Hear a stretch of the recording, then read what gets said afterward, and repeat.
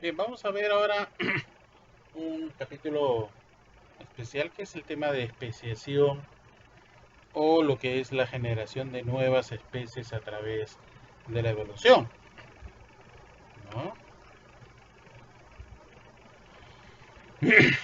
Bien, si queremos hacernos una idea en el tiempo de cómo es este tema del cambio evolutivo, nosotros vamos a ver que de acuerdo a las propuestas, a las teorías, ¿no? Tenemos una evolución casi en línea recta, lo que llaman también evolución en serie, o una evolución divergente, ¿no? Ramificada también. ¿Okay?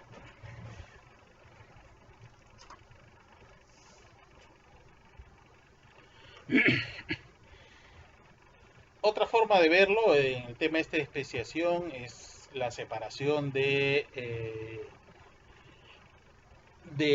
poblaciones en subpoblaciones que al final acaban convirtiéndose en nuevas poblaciones, ¿no? O la conversión también, la conversión, a veces también hay poblaciones separadas que conversen y que algunas de ellas sobreviven en el tiempo y otras se extinguen. ¿Okay? Una especie, dando algunas referencias, grupo de individuos fértiles entre sí que están aislados reproductivamente ¿no? de otros grupos. Entonces hay barreras, ¿no? Por ejemplo, barreras reproductivas que van a evitar de que las especies se reproduzcan entre sí, ¿no? Y se separen. No olvidemos, quien dio la definición de especie fue justamente, ¿no? Linneo, ¿no? Linneo se basó en una referencia del conde de Buffon, quien empezó a clasificar las especies para dar un orden, ¿no? Este, ¿no? Entonces, esta clasificación no ha estado exenta de errores, sí, ha habido errores, pero de alguna forma también ha habido una forma de poder ordenarnos también para poder entender, ¿no? La jerarquía que ha existido a través de la evolución de las especies. Bien, entonces ahí por ejemplo vemos, ¿no?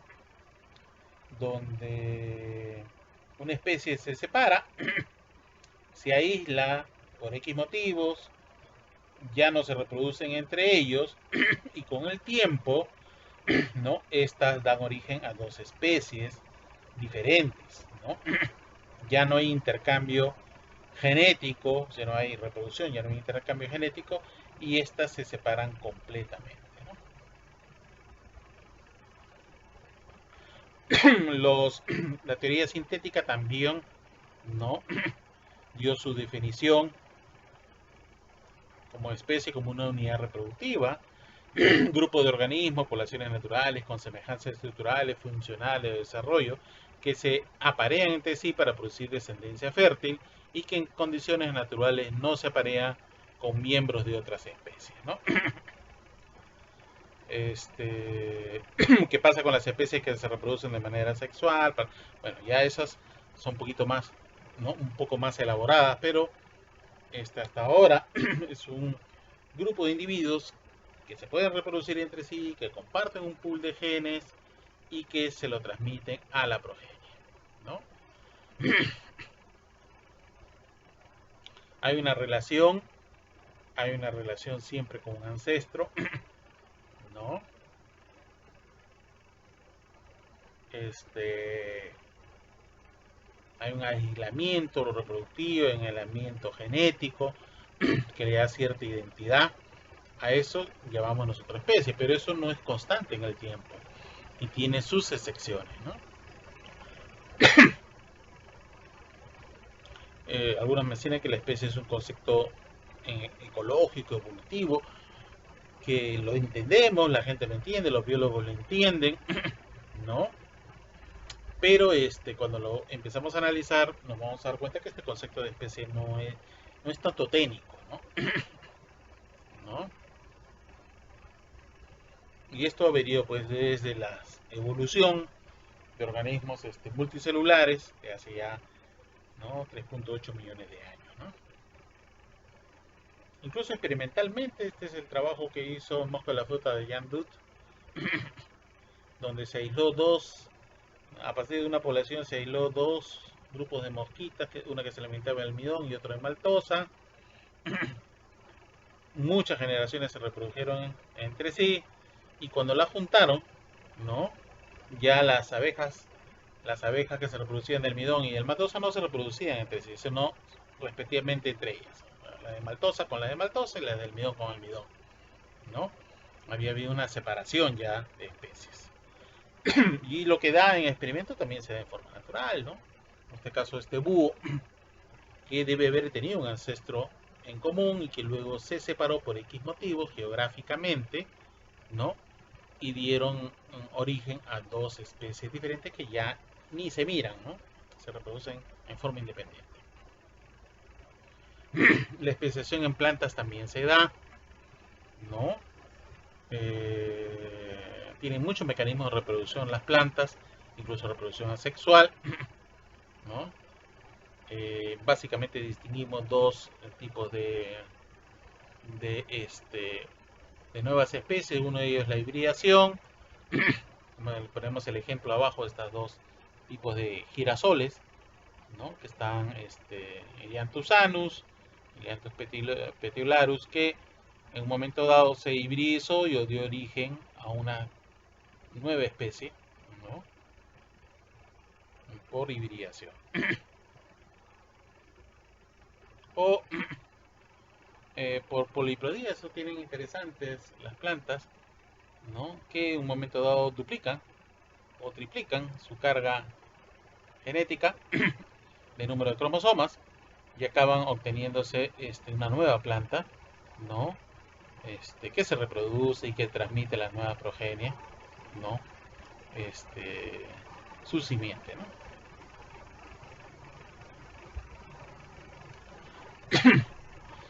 Bien, entonces algunos definen esto. Bueno, Patterson dice que la especie se define como un grupo de organismos que comparten un sistema común de reconocimiento, ¿no? Va a diferentes niveles, ¿no? Más allá del concepto biológico, ¿no? Sino un tema de su propio sistema de cortejo, reconocimiento, ¿no? Le da mucha importancia al tema reproductivo. Entonces no hay en sí un concepto de especie, ¿no? Muchos tienen excepciones, ¿no? Entonces el tema de especiación a veces no puede ser tan fácilmente explicado, porque es muy complejo, ¿ya? Hay muchas variantes, entonces hay que ponernos en un contexto que tiene algunas excepciones, ¿no? Por ejemplo, una rama que dicen el esencialismo, donde habla que las especies son grupos de organismos asignables a esencias de naturaleza, bueno, y que la variación entre ellas es el ruido. Y el nominalismo, que las especies son unidades arbitrarias definidas por conveniencia por los taxónomos, ¿no? Existen los individuos, pero no las especies, ¿no? La visión de la teoría sintética menciona que la evolución íntegra puede conducir a la formación de entidades de etiqueta que llamamos especies en el tiempo, ¿no? Entonces nos movemos a nivel de individuo, de población y de especie, ¿no? No es un concepto fácil de definir. Podemos tener muchos conceptos de especies y lo podemos ver a un nivel morfológico, biológico, evolutivo. Cada uno tiene sus ventajas y sus desventajas, ¿no? Hay tipos de especiación, quizás uno de los más conocidos, alopátrica, peripátrica, parapátrica y simpátrica, ¿no? Ahí tenemos nosotros la población inicial. La alopátrica hay una barrera, se aíslan y finalmente se separan y se forman dos nuevas especies. En la peripátrica se conquista un nuevo nicho, se separa como una gema y se forman en el tiempo dos nuevas especies. En la parapátrica conquista un nuevo nicho, siguen compartiendo y a pesar de compartir hay una separación. otro tipo de aislamiento, puede ser un aislamiento reproductivo. En la simpátrica comienza a haber variabilidad en polimorfismo dentro de la población, y mismo dentro de la población se van a formar dos especies diferentes. Ahí lo vemos un poco más claro. La alopátrica, una separación geográfica, por ejemplo, se interrumpe el flujo génico y cada grupo evoluciona en forma individual. ¿Ya? En forma individual. Entonces ahí miren ustedes una población que seguía un río, un cañón, algo, un incendio, separó dos grupos y estos dos grupos se independizaron. ¿Ok? Esa es la alopátrica. Y tenemos, por ejemplo, ¿no?, un río, una montaña, un continente de diferentes niveles, o un cañón, como es el caso de estas ardillas del Gran Cañón en Estados Unidos. El Gran Cañón dividió a las ardillas, que era una población original, ya no pudieron cruzarse entre ellas y dieron origen a dos especies diferentes con el tiempo. ¿No?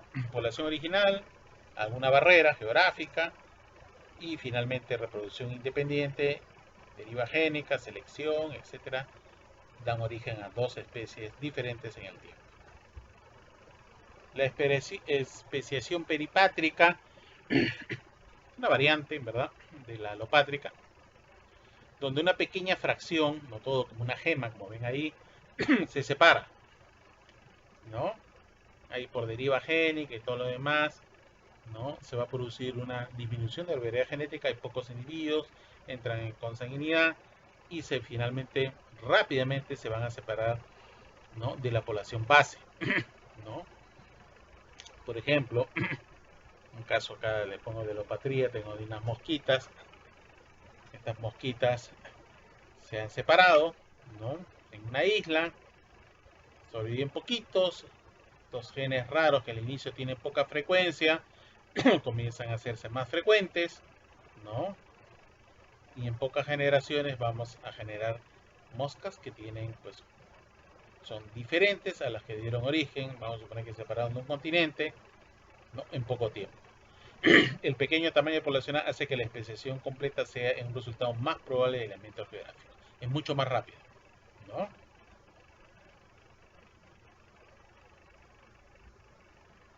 La parapátrica comparten el mismo sitio, si hay una pequeña separación azarosa, se reduce el flujo génico y finalmente hace que se produzcan especies diferentes, como es el caso de esta gramínea, que, bueno, parte de ellas comenzaron a crecer en zonas contaminadas con metales pesados, ¿no?, compartiendo prácticamente el mismo nicho ecológico, ¿no?, pero comenzaron a tener conductas reproductivas, por ejemplo, la floración diferente, ¿no?, y al tener floraciones a destiempo, ya no había flujo de polen entre ellos, ¿no? Y al final teníamos una gramínea tolerante a metales y la otra no tolerante. La simpátrica es en la misma área, ¿no?, se desarrolla una nueva especie, ¿no? Es el caso, por ejemplo, de los cíclidos del lago Victoria en África, donde a partir de un grupo pequeño de individuos se comenzó a formar diversas especies, una gran diversidad dentro del mismo nicho, ¿no?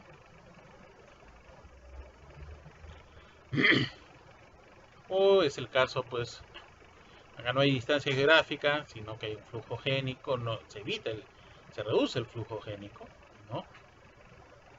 Un nuevo nicho, ¿no? El flujo génico ha disminuido, con el caso de las mosquitas estas que se alimentaban de una fruta y que ahora se alimentan de otra, ¿no?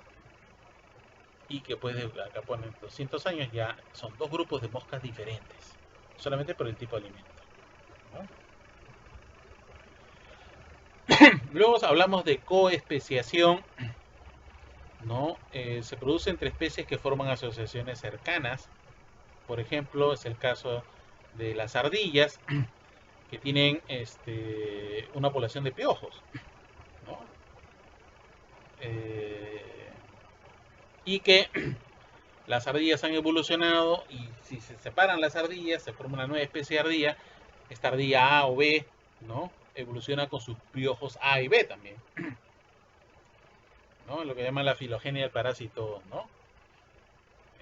Si nosotros estudiamos la filogenia, en este caso de los piojos, también vamos a coincidir con la filogenia, en este caso del mamífero o de la ardilla, ¿no? Es lo que se llama coespeciación.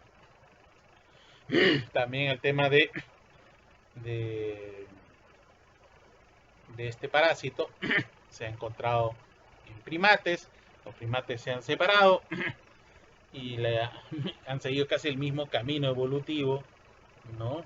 El parásito con el huésped, ¿no? Igualito pasa con, bueno, por ejemplo, acá pongo los colibríes, que la forma del pico del colibrí ha evolucionado con la forma del pico de la flor, ¿no? Para el néctar. Como es el caso también de los murciélagos. ¿No? Miren ustedes, la lengua del murciélago ha evolucionado de acuerdo al largo del pistilo de la planta para obtener el néctar, ¿no? Y bueno, ahora que hablamos del COVID también, se ha encontrado que había una coevolución probablemente del virus del COVID con determinadas especies de murciélagos, ¿no?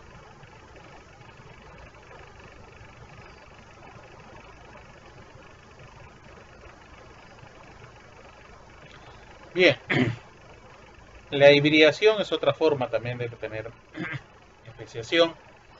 Dos especies diferentes, A y B, por ejemplo, se juntan y me forman un híbrido que ya no se cruza, que es superior probablemente a los padres y que da origen a una nueva especie.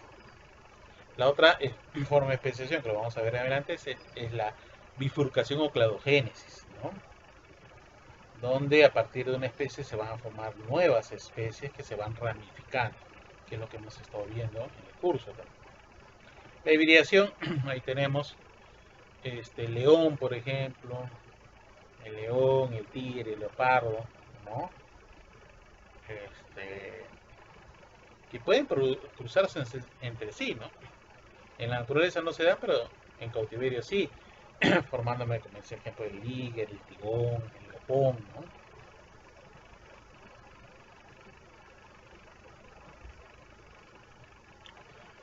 El aislamiento reproductivo es cuando ya dos especies no pueden cruzarse, ya no hay flujo génico entre ellas, ¿no? Entonces cada especie va por su camino, ¿no? Con su propia variedad genética, esto ya lo hemos visto, su propia evolución de frecuencias, ¿no? Y bueno, se puede subdividir estas barreras, mayormente reproductivas, en presigóticas y posigóticas, ¿no? Estas especies se van a diferenciar, ya no pueden reproducirse, hay varios mecanismos, ¿no? Por ejemplo, ya no hay cortejo, en el caso de aves que ya no emiten el mismo sonido y simplemente se separan, ¿no? Ya no hay atracción sexual entre ellos. Otro puede ser evolución del aparato sexual. Eso pasa mucho en insectos, cambia el aparato sexual del macho y simplemente no hay cópula ya. O el tema de esterilidad de la descendencia, ¿no? Entonces ya no se pueden reproducir entre ellos, ¿no? Las barreras presigóticas son mecanismos de aislamiento que tienen lugar antes o durante la fecundación. Impiden que los gametos masculinos entren en contacto, de modo que jamás se va a formar un embrión, en pocas palabras. Se producen por aislamiento, puede ser espacial, temporal, conductual, mecánico o gamético, ¿no? Ya lo habíamos mencionado. Por ejemplo, las hembras de piquero pardo prefieren a machos de fenotipo local cuando están cerca de una zona de hibridación. Entonces estuve en México, ¿no? Esta especiación por aislamiento reproductivo, ¿no? Ya hay un tema de cortejo entre ellos, de conducta sexual que los va separando, ¿no?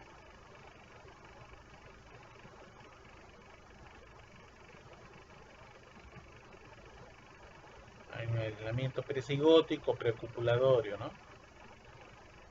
Simplemente el cortejo hace que se separen. Son diferentes, ¿no?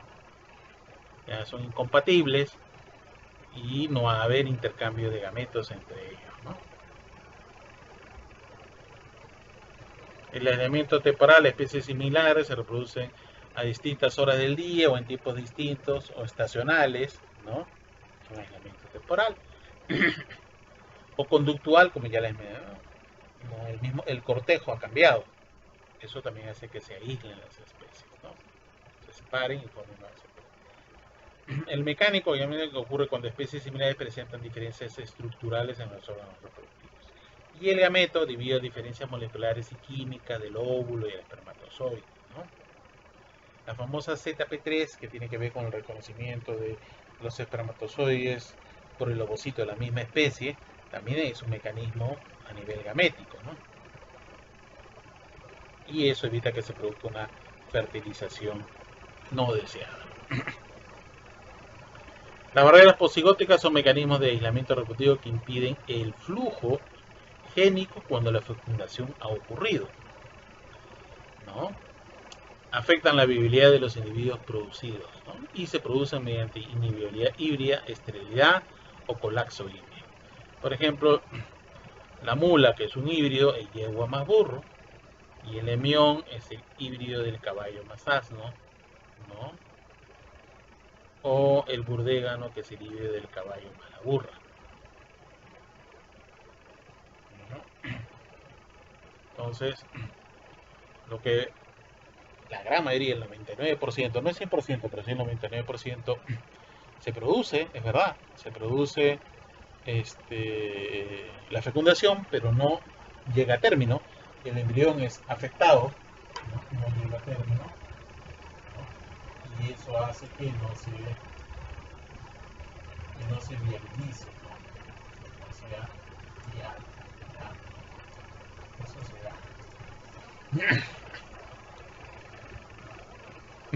Hay inviabilidad. Murió el embrión, no se logró ¿no? Durante el desarrollo,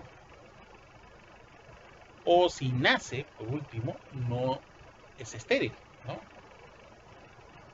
Es estéril o tiene problemas en el aparato reproductor, etcétera, ¿no?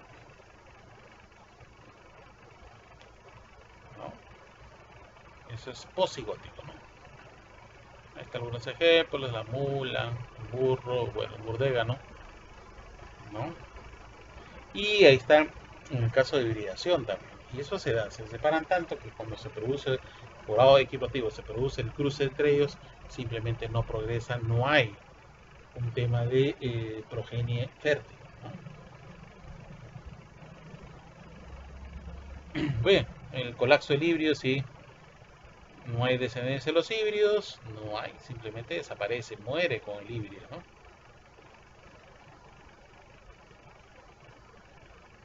A veces es el caso de algunos ciertos tipos de fertilidad, es el caso de los camelios son de diferentes especies, entre comillas, se reproducen entre ellos, me da un híbrido fértil, a su vez este híbrido fértil me da con otro, ¿no? Hasta cierto límite, ¿no? Ya F3, F4 son inviables muchas veces. ¿Qué desventajas tenemos? Bueno, especies en las que ocurre hibridación frecuente, sí. Tenemos algunas especies que, bueno, están separadas, pero se producen hibridación entre ellos, ¿no? La reproducción asexuada que se da en algunas plantas. No es tan fácil a veces ver los mecanismos de aislamiento. Hay poca identificación de especies de registro fósil y también de especies alopátridas, ¿no? No, como tenemos ahí, la hibridación es un tema, ¿no? En algunos es muy viable, en otros menos, ¿no?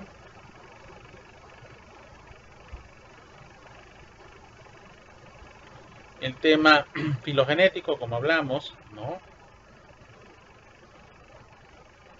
Donde una especie A acaba produciendo otras especies en el tiempo, se ramifica, ¿no? A partir de un ancestro, lo que llamamos también cladogénesis, me forma una rama, individuo me forma una rama, luego me forma otra rama, A, B, C, incluso D, ¿no? El filogenético, ¿no? Como tenemos este caso de este monito de monte, ¿no? Donde a partir, miren ustedes, de un ancestro en común, ¿cuántos se han formado, ¿no? Se ha dividido, subdividido y se ha vuelto a dividir, ¿no?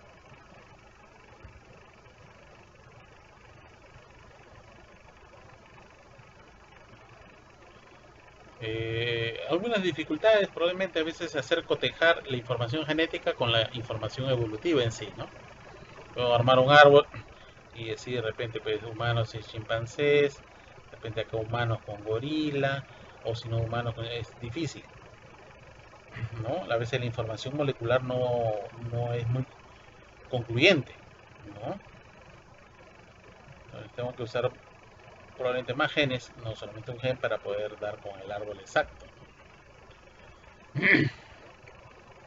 Entonces nos estamos moviendo pues a nivel de varios criterios de especie, ¿no? Un criterio biológico en sí, uno de reconocimiento, ecológico, ecosión, filogenético, genética y genotípico, ¿no? A diferentes niveles,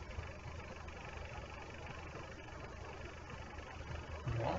El biológico, puramente el elemento geográfico en sí, de reconocimiento, evolución positiva de sistemas de reconocimiento, el cortejo, la cópula, de cohesión, mecanismos genéticos y ecológicos, filogenético, formación de grupos, ¿no? Ramas.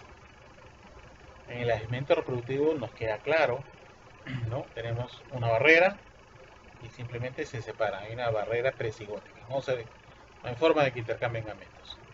O posigótica, ¿no? Donde hay ciertos mecanismos que van a hacer que no progresen esos individuos híbridos, ¿no? Y también puede haber el contacto, ¿no? Otra vez se pueden hibridizar, que ya hay algunos casos, ¿no? Está aislamiento presigótico de selección sexual, se rompe, se aísla y ya no progresan, ¿no? Esos híbridos. El piquero, este piquero Zula leucogaster, ¿no? Se ha separado del resto, ¿no? Del resto de individuos. Ahí tenemos, miren, unos de color claro y otros oscuros, ¿no? Están separados. Un estudio en México,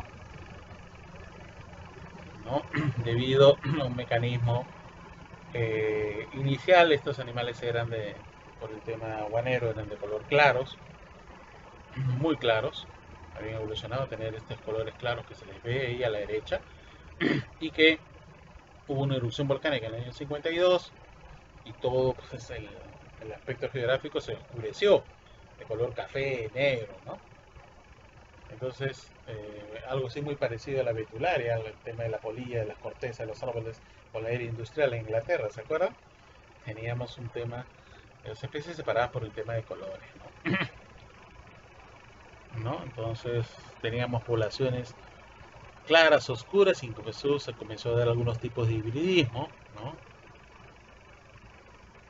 ¿No? Probablemente las hembras a veces preferían a los colores oscuros, ¿no?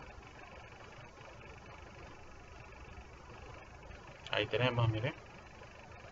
Se hicieron un análisis, se vio el tamaño, el color del pelaje, y no encontraron diferencias, pero sí en la longitud de la capucha, ¿no? Bueno, estudios un poquito más finos, ¿no? Eh,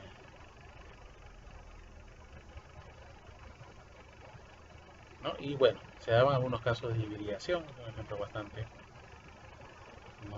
Se hibridizaban de diferentes colores, ¿no? Las hembras preferían a los machos de un color diferente a las de ella.